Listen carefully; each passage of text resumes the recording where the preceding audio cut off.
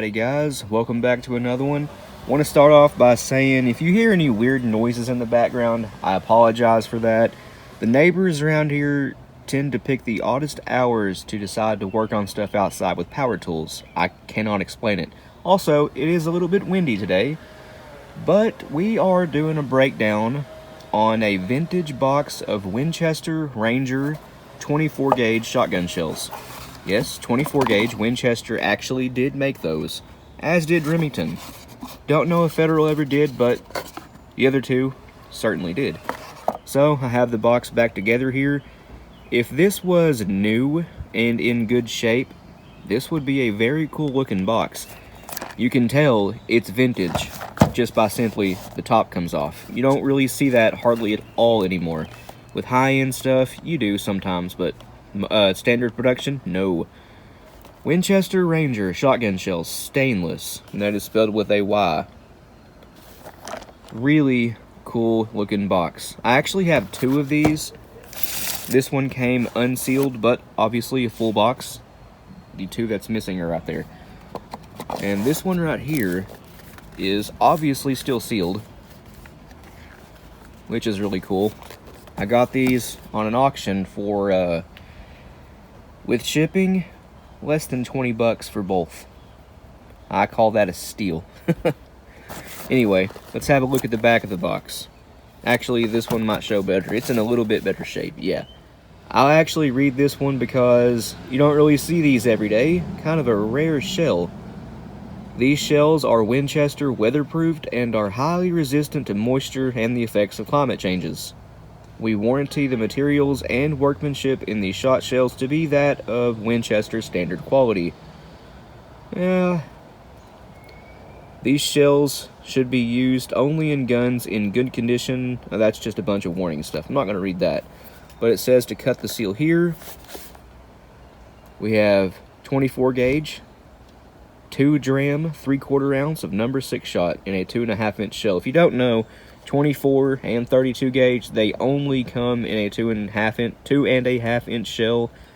They, as far as I know, have never been produced in a 2 3/4. Although, one guy on my friends list on Facebook actually has a 3-inch 24 gauge paper haul.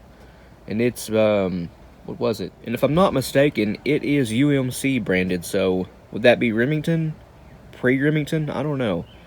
But it is a 3-inch 24 gauge. He did stack it up to a roll crimped 2.5 inch shell, a roll crimped 2 3/4, and a roll crimped 3-inch, and it was the same height as a 3-inch. So that's a very rare shell. Wish I had one. But yeah, 2.5 inch, 2 3/4, or sorry, 2 dram, 3/4 ounce, 6 shot. Basically a 28 gauge load.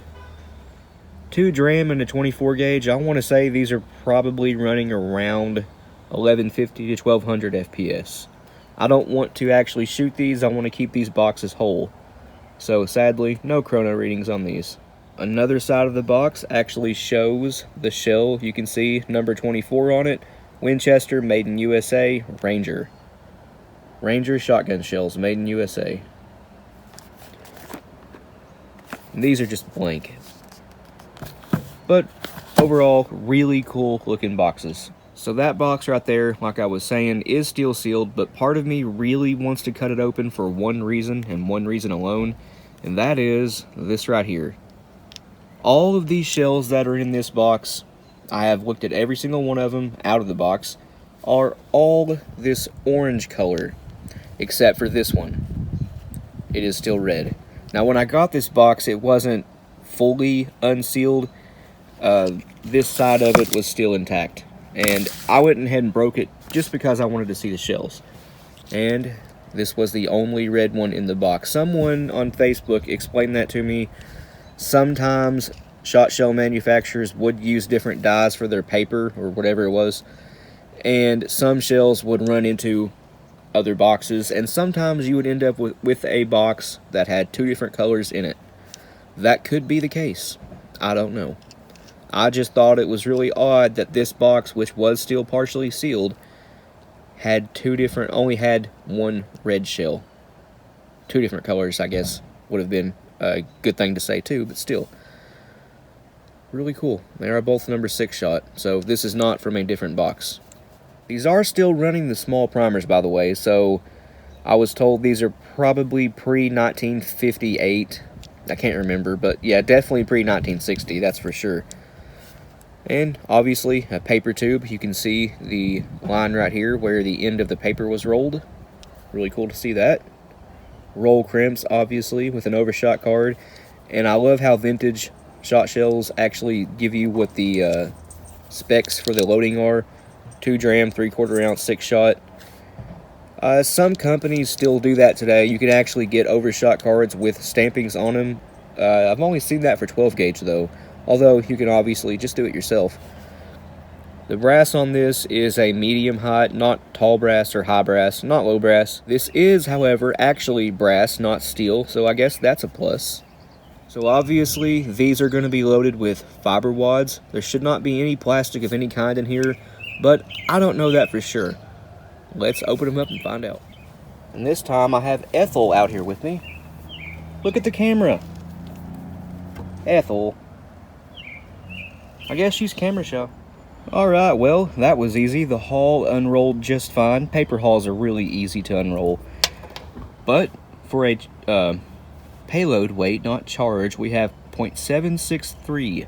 That is a little bit more than 3/4 ounce. We probably have 5 or 6 more pellets. But the shot, sadly, is a little bit oxidized. And if I had to say, this is pure lead shot, which would be chilled shot. But yeah, oxidized pretty bad. Let's get a better look at it. And here you go. All of the shot looks like it's about the same size. I don't see any big size differences. Yeah, it's all the same size. But once again, oxidized pretty bad. Some of them actually have what Josh calls barnacles on them. You see that one right there, middle screen? Yep. Crusty. But it would still service just fine if you had to. I have no doubts these shells would still go off. They are in great shape. For a charge, we have basically 21.5 of whatever this powder is. And guys, that powder looks just as fresh as the day it was made. If you had told me this is a modern powder, I'd believe you. Let's get a better look at that. And yeah, that is shiny as can be. Nothing wrong with that at all. That is some really good looking powder. Although, we don't really see stuff like that with modern shot shell powders. That actually looks really cool. It's way more shiny than something like long shot would be. It's almost like looking at, I don't know, a granulated form of one of them magnets you find in like gift shops from vacation places like Pigeon Forge, the gem mining place. They have these black egg-shaped magnets there. Looks just like this if it was powdered. Now as for our overshot card, I did damage it just a little bit, but to be fair, it's really old and kind of crumbly. But it is stamped on both sides. Ah, come on, you can come off there. Oh well, there you go, now you can see it. It is the underside. You can see the dimples from the pellets, and it again says 2 3/4 ounce 6 shot. Underneath that, we obviously had the shot, and underneath the shot is a 3/8 inch fiber wad of some kind. It looks like compressed wool, not wool, but some kind of animal hair. That's what it looks like to me, but it's probably not that. It's a fiber wad. And underneath that, for a gas seal, we just had a nitro card. Regular 1/8 inch nitro card. That's it.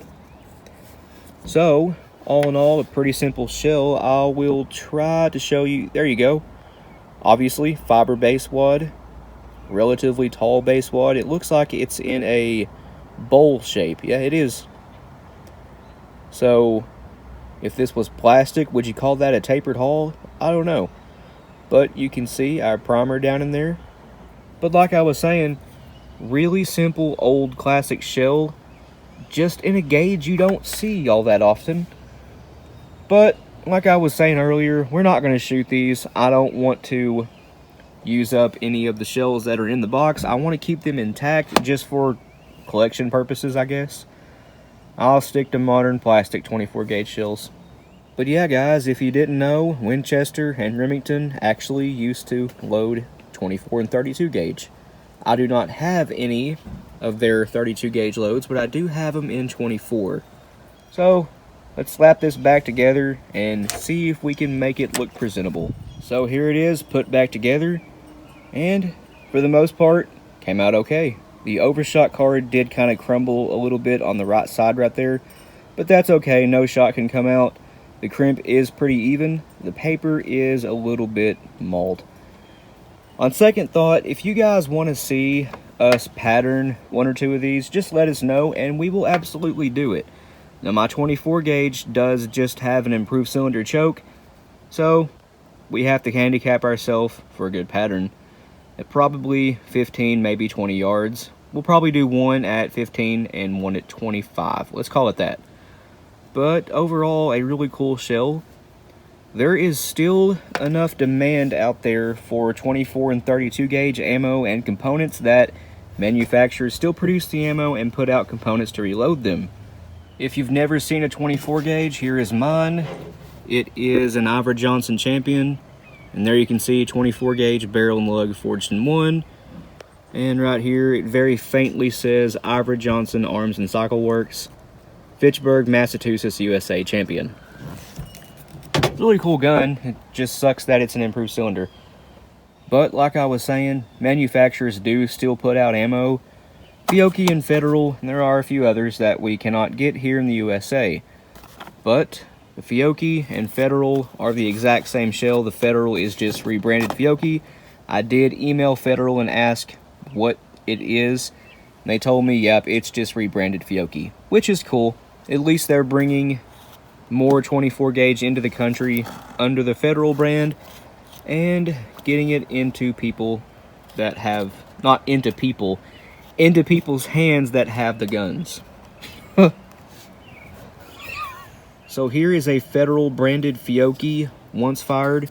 These are from last year. It's a new haul. Yep, it's a Fiocchi, and here is an older Fiocchi 24 gauge shell. You'll notice the color is a little bit different. The Fiocchi, the actual Fiocchi one right here, is a little bit lighter, and the rib texture is a little bit different, and the brass color is different. But it's the same thing, really. The only company that makes 24 gauge ammo with a fold crimp is Shadat, and sadly we can't get those here in the United States. But if you reload them, you can fold crimp them if you want to. A friend of mine on Facebook, his name is Zach, actually made me a custom resize ring for 24 gauge.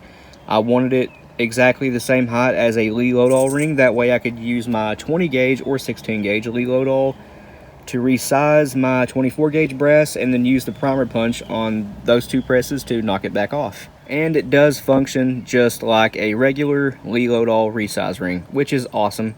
If you're curious about the internal diameter of the resize portion, that inner ring you see right there, center screen, it needs to be 650 of an inch. And you will have the correct diameter to resize your 24 gauge shells. The depth for the rim right here needs to be 50 thousandth. The ring itself is 3/4 inch tall, and it doesn't matter what the inside diameter of the upper portion of it is. So my math was just a little bit off. Whenever I sent him the specs for the ring, I was off by 15 thousandths. So when I got it, it was a little bit undersized. So I borrowed one of Josh's round files, and I just took the file and opened it up just a little bit to 0.650, and it works perfect now. But anyway, guys, there is a breakdown on a vintage box of Winchester Rangers in 24 gauge, 3/4 ounce of number 6 shot with a little bit of extras. But that's going to end this one here. Thanks for watching. We'll see you in the next one.